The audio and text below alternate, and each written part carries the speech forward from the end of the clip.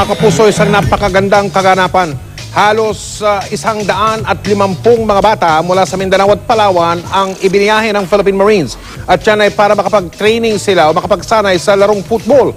Maliban sa kasanayan sa palakasan o sports, layunin daw ng ating militar na mabigyan ng pagkakataon ng mga bata na magkaroon ng bagong pananaw sa buhay. Makitama po muna tayo kay Sport Saksi, Chino Trinidad.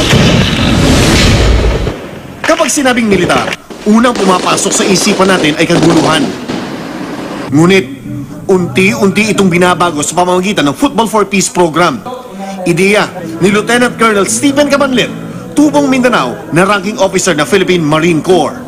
Binabago namin yung perspective ng bata o ng tao mismo o ng community upang sa gayon sila mismo magbabago ng kanilang place at para ma-attain natin itong development na hinahangad at ang kapayapaan. 150 kabataan mula Mindanao at Palawan ang ibinyahe sa Maynila ng Philippine Marines para makapulot ang mga advanced skill at conditioning approach mula sa kupunan ng Loyola Meralco Sparks. Ang pagkakaroon ng tamang pananaw sa buhay ang nais ding maituro ng Football for Peace. It really helps you in tough times, and these kids, seeing them come here today with a smile on their face makes me feel good as well.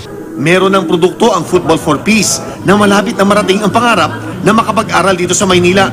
Ang 16 anyos na si Sharifa May na taga Maguindanao. Namulat sa buhay na patambay-tambay.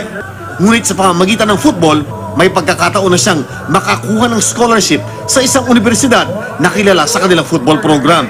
Aba, nakabonus pa ang dalagita. Nalaman kasi ni Phil Young husband na salat sa buhay ang pamilya ni Sharifa. Kaya niregaluhan niya ito ng training shoes. Thank you po.